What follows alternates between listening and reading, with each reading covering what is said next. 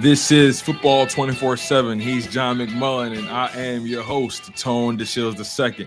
First things first, you guys, thank you so much for being patient with the content. Now, normally we're very much on time, but we all know hotel Wi-Fi is not the best. And I want to give a shout out to my man John for battling and winning the war of attrition with the hotel's Wi-Fi. So we appreciate you guys for staying locked in on the content. John, tell me about it. This Wi-Fi, man. Technology always seems to fail us, but we depend so much on it these days.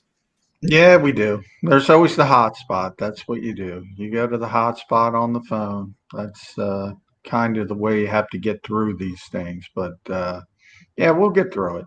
We'll get through it. Yeah, there's Not the no Dolphins. Not like the Dolphins. exactly. Yeah, there's no hot spot like Miami, right? So, before we get into the content, make sure you guys smash that like button. Make sure you guys are subscribed to the JAKIB Sports YouTube channel. Remember, stay engaged in that live chat. The live chat really helps the content grow. It really shows you guys really are locked in and you guys are really breaking down the things that we're saying. And we know you guys are always going to hold us accountable. You guys are always going to hold us to the fire, but we love it and we live for it because at the end of the day, it's the game of football. This is sports media. And without the fans, without you guys, none of it is possible. So we appreciate you guys for liking on the content. Stay engaged, subscribe to the channel, turn on that notification bell. Make sure you guys lock in on jakibsports.com if you want more from John McMullen and all our other contributors such as Paul Domowich and Joe Santiliquido. Listen, you guys, JAKIB Sports is trending in the right direction and make sure you're on the right side of history. So make sure you guys are locked in on everything and all things JAKIB Sports. Now, John, what happened today? We were supposed to go against the Miami Dolphins in joint practice day 2. The Philadelphia Eagles were supposed to get redemption. Please fill me and the fans on what happened today. What went wrong?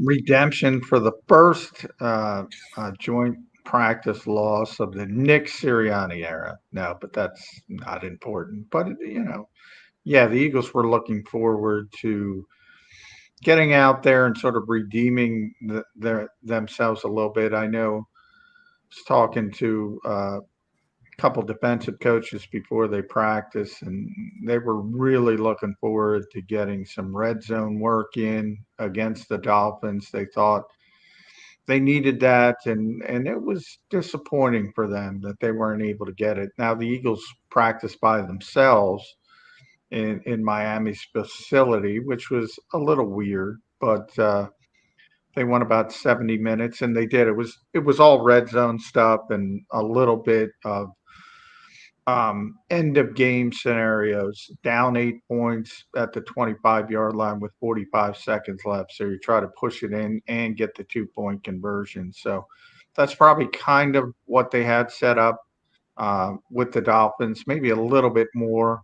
They probably scaled back a few minutes because they've been going about 90 to an hour 45 in these joint practices. They scaled it back to about 70 without the Dolphins, but they made the best of it, and it was just like a training camp practice. By the way, the last open practice of the year, fully open practice of the year for the media.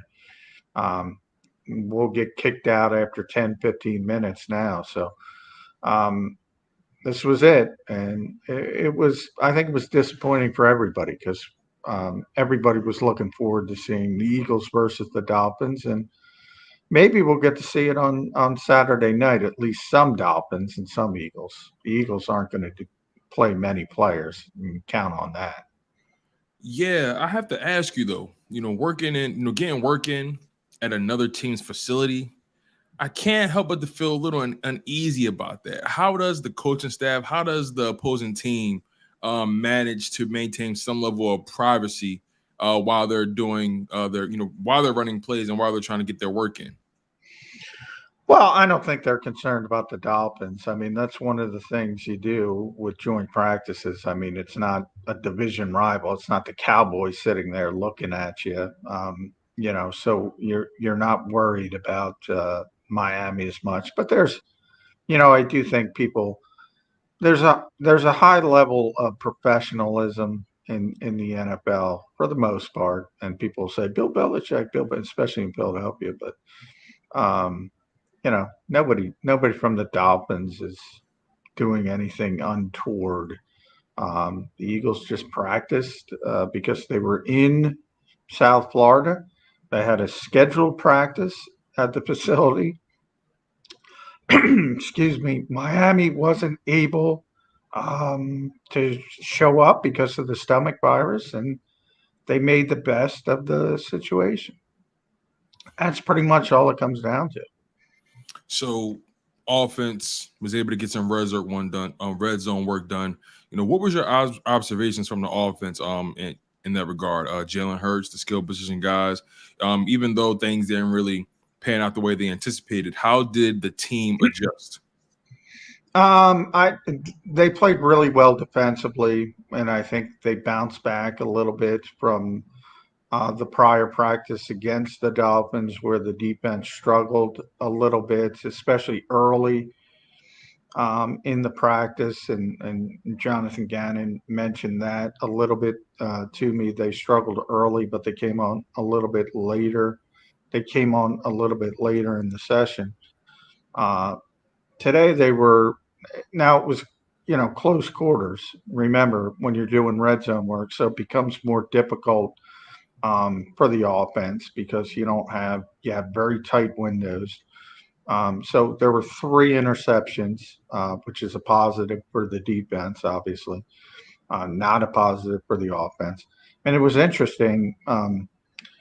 Before the practice, Nick Sirianni had said Jalen Hurts had the best practice since he's been here on Wednesday, and Really?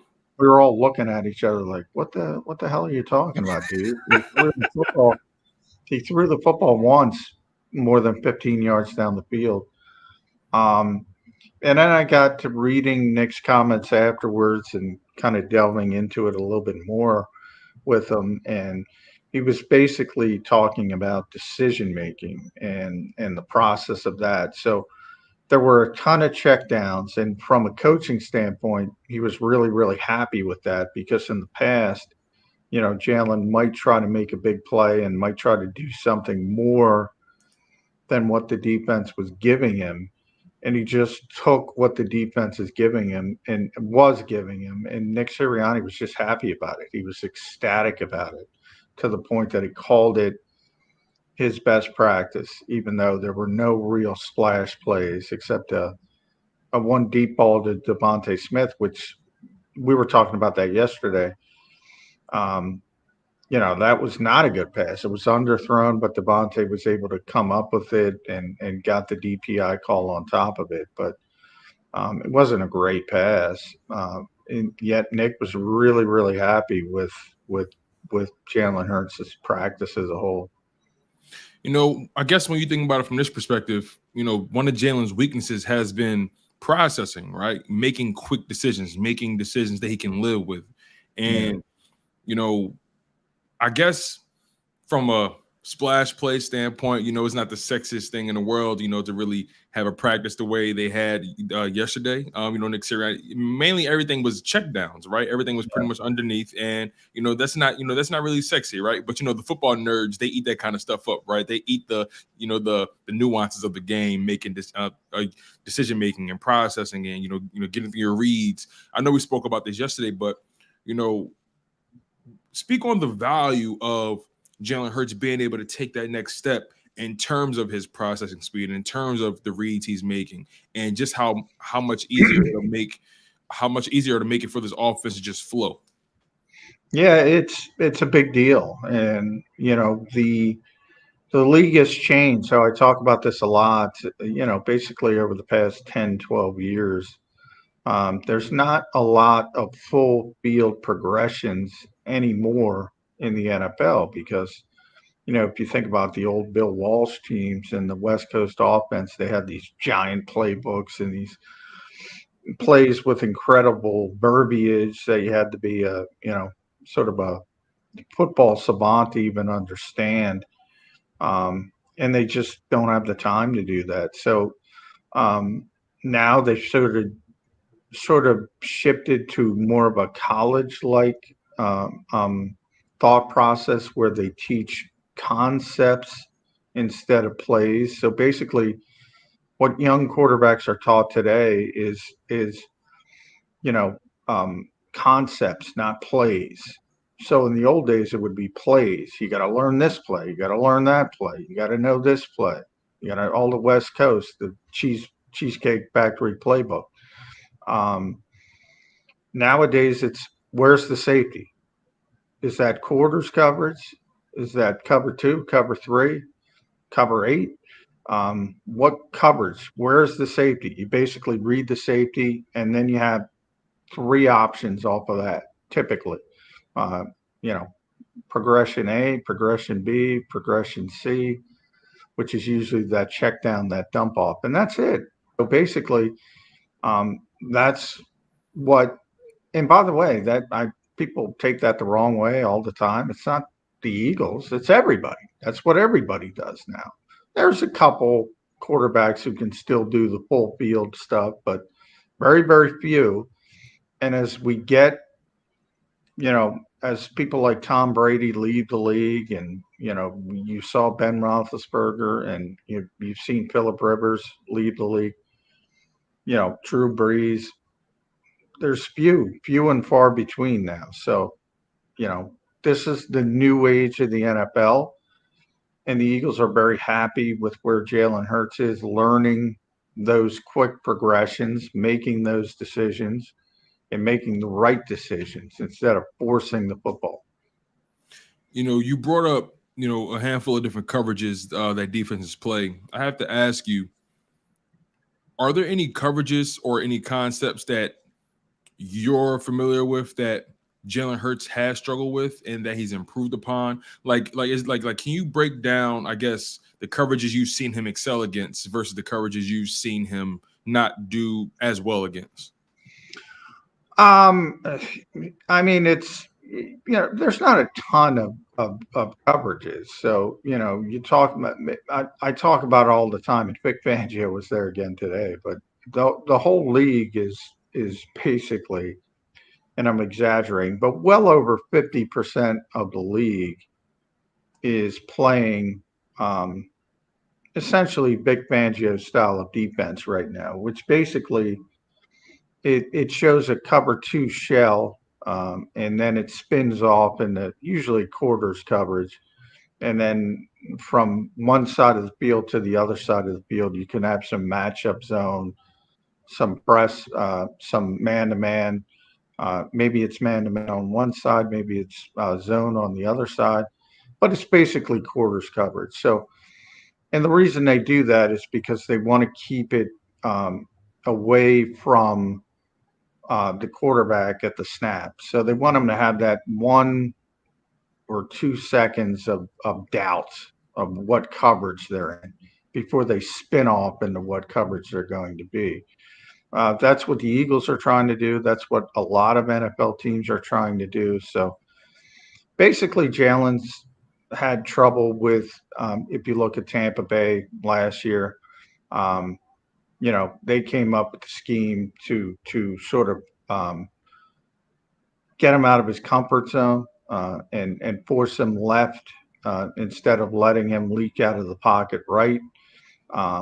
But as far as just being a drop back passer and coverage, I don't think it's a specific coverage as much as understanding what coverage he's seeing and trusting what coaches and Brian Johnson will tell you, trusting what he sees. In other words, if you see cover two, believe you see cover two. If you see quarters, believe you see quarters, and throw the football where you're supposed to throw the football. A little bit too much doubt to this point in his career, but that happens with all young quarterbacks. So when we say Jalen was late on that throw, how many times have you heard that? Jalen was late on that throw. That's him not trusting what he sees and having that little doubt in his mind and saying, "Oh, what if I'm missing something here?" And all of a sudden, in the NFL, the windows are tight, and if you're late, it's probably going to be an incompletion, and that's the best case scenario. The worst is the football's coming back the other way. So I have to ask, right? Would you say that comfort zone has expanded for Jalen Hurts? I mean, he has a full year under his belt. He has another training camp under his belt. He's entering his third season in the NFL, second full season as a starter. I know there's a lot of unknowns because they haven't actually played a live action game yet, a real game. But just based off what you've seen, is it fair to say that his comfort zone has somewhat expanded? Yeah, I mean that just happens with experience. Every single rep is experience, and it becomes second nature. And Nick Sirianni used that term. That always scares me because I used to cover Dante Culpepper, and Dante Culpepper was coming off a phenomenal statistical year, and he made the statement that the game has slowed down for me. And he got off to a really bad start the next year. He tore his ACL. He was never the same player. Now, the injury part is not part of that, but I don't know, something about that. He said Nick used those terms today. He used that exact term. The game has slowed down for him. It's triggering for you. It's a little trigger for you. I can see it. It is a trigger. It is a trigger for me because, man, this is a copycat league, I always say, but it's a slow-moving copycat league. So, in other words, some team might have success against a quarterback and everybody else might not pick up on it by the next week, but they spend the whole off season. Like everybody's playing the Eagles. They're watching Tampa Bay's game plan, Todd Bowles' game plan. That's what they're going to put on. That's what they're going to try to duplicate. So they're going to adjust to what you do well, and then you have to adjust back. And that's what the great quarterbacks do. I don't know if he's there, but he's certainly more comfortable. A few more points I want to hit with you before we close out the show, John. I have to ask you about Vic Fangio. You said he was at the practice again. And I have to ask, man, is Vic Fangio on the payroll? Is he consulting in some way? No, he's just he knows a lot of people. He might have been there for the Dolphins for all I know. I mean, he goes all over. He's very well respected. Yeah, I mean, a lot of people ask him about defensive football. He is the guy when it comes to defensive football right now. So a lot of teams pick his brain. He decided to take a year off. He wants to come back next year. And unfortunately for him, he's probably not going to be a head coach again. So he's going to have his pick of the litter of defensive coordinator positions. Typically it's going to be 8 or 9 openings, somewhere in that range. He'd be number one on probably 8 or 9 lists. I know I'm looking too far into the future, but I have to ask, right? If Jonathan Gannon doesn't pan out, what are the odds Vic Fangio is the defensive coordinator for the Philadelphia Eagles? I mean, if the Eagles don't pan out, which number one, I don't think it's going to happen. Number one, because there's too much talent. Secondly, I think the more likely scenario is that Jonathan gets a head coaching job, and the Eagles will have to replace him that way. And then I think that scenario would be more likely that Vic Fangio would come in as a replacement. He's from the area, has friends here. So maybe it would be a perfect fit. If he fails, though, you can say, all right, well, you're going to run the same scheme that the people hate. Now, you can say, okay, this is the godfather of the scheme, so maybe it's a little bit better, but they just don't like the scheme. So are they going to go down the same route? It's still going to be, avoid big plays first and foremost, which the Eagles do and did last year. They were top 5 in the NFL.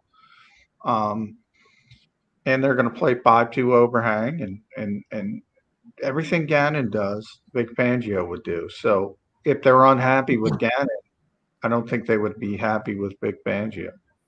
Okay. So final question of the day. The Eagles are going to have their final preseason game against the Miami Dolphins. We know we're going to see mostly third string guys out there, second string guys, some people who are trying to make the roster. You're mainly going to see guys out there just to prevent the other guys from getting hurt. And then they have to look forward to the Detroit Lions. Now I have to ask, what's the latest on the injury report? Because, sometimes the Philadelphia Eagles conditioning has come into question. For guys like Jordan Davis. Sometimes you see guys with their hands on their hips. I have to ask, what's your assessment right now of the current of the injury report as it stands today, and your overall assessment of the team's conditioning as they lead into that Week 1 matchup with the Detroit Lions? Well, I don't think conditioning is. They got a lot of good conditioning in Miami. I'm trying to pull up the practice report today.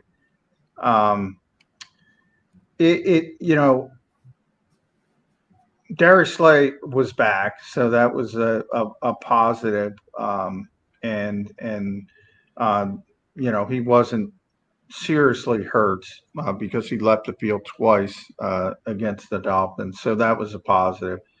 It was Derek Barnett was out with ribs, Sean Bradley illness, so a little bit concerned there with the stomach virus, but I was told it's not a stomach virus thing. Andre Sastre is out with a groin. Christian Elise has been out for a long time with a hamstring. He's out. Javon Hargrave with the toe has been out. Greg Ward has been out with the toe. So you have Miles Sanders, Josiah Scott, Josh Jobe, Jason Kelsey, obviously. So should fans be concerned about Javon Hargrave's toe? He's been out all training camp. No, he's in the precautionary. He's got turf toe type thing, but it's not a long-term injury. And the Eagles aren't. He's a key player. The Eagles aren't going to mess around with key players. So if you're not 100%, they're not going to put you out there. Hey, you guys heard it here first. Make sure you guys continue to smash that like button. Stay engaged in the live chat. We appreciate you guys so much for just staying consistent and being loyal subscribers to JAKIB Sports. If you guys haven't subscribed yet, make sure you guys become a part of the family and subscribe to the JAKIB Sports YouTube channel. And also make sure you guys check out John McMullen on JAKIBsports.com. He's our lead. He's our editor in chief. He's our figurehead. He's our leading guy on JAKIBsports.com. And he makes sure everything is as it should be. And if you want more from that guy, just lock in on those articles, man. He does great work. Also, we have guys like Joe Santalaquito and Paul Domowitch writing for us as well. So a lot of great content for you guys to consume on the JAKIB Sports YouTube channel and JAKIBsports.com. John, before we get out of here, any final thoughts on this training camp and just your overall feelings about this Philadelphia Eagles team as it stands today? I think it's a really talented team. I think, maybe something happened more important in Frisco, Texas than Miami Gardens, Florida. And that was Tyron Smith going down for the Cowboys. He's going to be out at least till December with the injury he suffered, an avulsion fracture of the knee, so serious injury. That's a really good player, and he's been injury prone in recent seasons.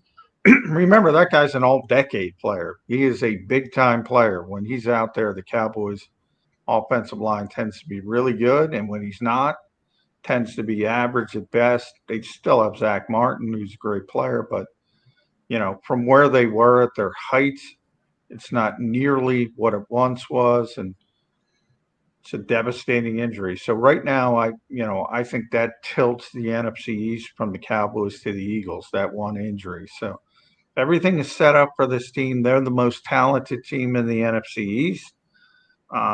They are among the most talented teams in football. There is no reason this team shouldn't make the playoffs, and we'll see how far they can go in the playoffs. To me, it's if you don't make the playoffs, it would be a disappointment at this point. The ultimate failure. He's John McMullen. I'm Tone DeShields II. You guys were locked in on football 24/7. Make sure you guys smash that like button. Make sure you guys continue to comment below, especially if you're watching the replay. Make sure you guys are subscribed to the JAKIB Sports YouTube channel. And also make sure you guys are locked in on the JAKIB Sports postgame show that's coming September 11th. You see the all-star lineup: Derek Gunn, Mike Missinelli, Seth Joyner, Devin Caney. And on top of that, we have the future. I'm calling it the future Hall of Famer, Lane Johnson, taking over the show every week to lock in with these guys and pretty much give his synopsis, his breakdown of why they won, why they lost, why it was a tie. Whatever happens, you're going to get the full scoop with Derek Gunn, Mike Missinelli, Seth Joyner, Devin Caney, and Lane Johnson. So make sure you guys lock in on YouTube. Also, make sure you guys lock in on 6abc.com. And if you want to watch the live stream in person, if you want to watch this post game in person, take your behind out to Atlantic City at Ocean Casino Resort at the new sports book, The Gallery. You can get good drinks, good food, plus all your sports bets, catch the ultimate vibe. And on top of that, you might run into Seth Joyner and Mike Missinelli, those legends, Devin Caney and Derek Gunn. So make sure you guys lock in on the content. We're always grateful. But without further ado, this was Football 24/7. He's John McMullen. I'm Tone DeShields II. One love, stay humble, stay healthy, and most importantly, stay hungry, you guys, and fly Eagles fly.